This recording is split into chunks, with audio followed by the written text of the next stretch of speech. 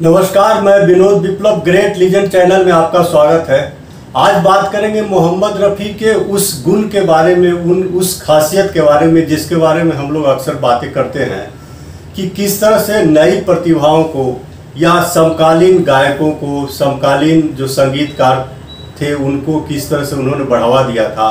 जो नए संगीतकार होते थे उनकी किस तरह से मदद करते थे, और जो नई प्रतिभाएं होती थी उनको किस तरह से आगे बढ़ाते थे। है काम आदमी का, है काम आदमी का, औरों के काम आना। एक किस्सा है अलका याग्निक का, जो कि जिन्होंने कम से कम 3 दशक तक फिल्म संगीत की दुनिया में अपना सिक्का जमाया, और उन्होंने एक ऐसा रिकॉर्ड बनाया जो अभी तक कायम है।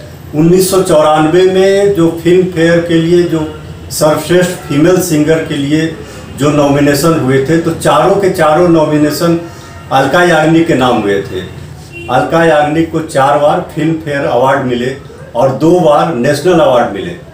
तो उस अलका याग्निक ने एक स्टेज शो में, एक टेलीविज़न के प्रोग्राम में बताया था कि किस तरह से रफ़ी साहब से वो मिली थी और किस तरह से रफ़ी साहब ने उनका अपने पिता के साथ मिली थी, तो उनका स्वागत किया और किस तरह से उनकी प्रतिभा को प्रोत्साहित करने के लिए किस तरह से उन्होंने मदद की। इसके बारे में अलका याग्निक ने बताया कि जब वह करीब 8 साल की थी तो उनके पिता धर्मेंद्र शंकर जी किसी जानने वाले के जरिए रफ़ी साहब से उन्होंने किसी तरह से टाइम लिया।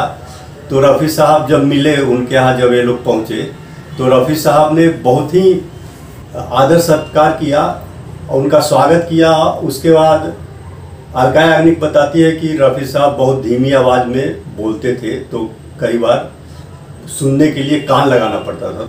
तो अलका याग्निक ने बताया कि जब वो रफ़ी साहब से मिली तो उन्होंने अपना हारमोनियम निकाला और उसके बाद अलका याग्निक से कहा कि कुछ सुनाओ। तो अलका याग्निक ने एक गीत सुनाया, तो रफ़ी साहब बहुत ही खुश हुए और बहुत ही प्रभावित हुए, और अलका याग्निक के पिता शंकर जी से कहा कि आपकी बेटी में संगीत की बहुत प्रतिभा है और इसको आप आगे बढ़ाइए।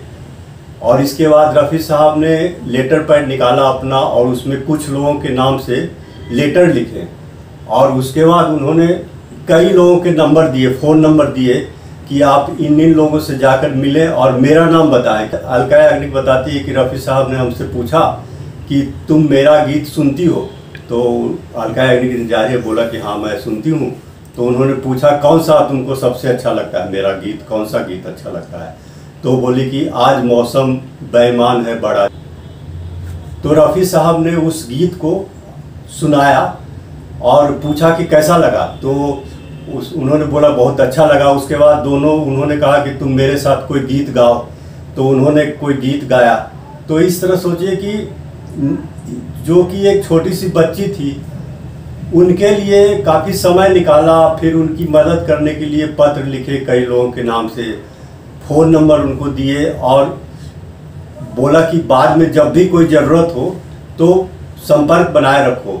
तो सोचिए कि नई प्रतिभाओं को बढ़ावा देने के लिए अक्सर रफ़ी साहब जो है तैयार रहते थे, और उनमें चूँकि ये तो नई बच्ची थी, लेकिन वो जिनके साथ उनकी प्रतिस्पर्धा थी उनकी भी मदद करते थे, उनके लिए भी अपने गीत छोड़ने के लिए तैयार रहते थे। जैसे तलत महमूद ने कहा था कि कई ऐसे मौके आए जब रफ़ी साहब ने खुद बोला कि आप इस गीत को तलत महमूद से गवा लें।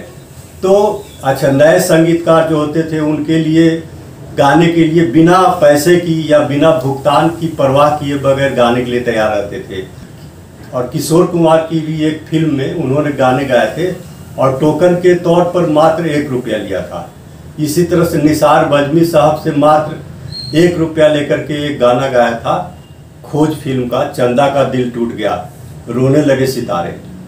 लक्ष्मीकांत प्यारेलाल जी का है उदाहरण कि जब लक्ष्मीकांत प्यारेलाल जी का गीत गाया था, पहला गीत गाया था, तो जो पैसे मिले थे उसमें उन्होंने 2 भाग करके उस पैसे को दोनों को दे दिया था, लक्ष्मीकांत जी और प्यारेलाल जी को आधा आधा करके। तो कई ऐसे उदाहरण मिलते हैं। तो यह था रफ़ी साहब के बारे में एक छोटा सा किस्सा कि किस तरह से उनमें मदद करने की भावना थी। आगे हम और बात करेंगे, रफ़ी साहब से जुड़ी हुई बातें और करेंगे और किसी अन्य फिल्मी हस्तियों के बारे में बात करेंगे। आपको यह वीडियो कैसा लगा, इसमें अगर कोई आपका सुझाव हो, कोई कमेंट हो तो आप ज़रूर बताएं। अगले वीडियो में फिर मिलेंगे।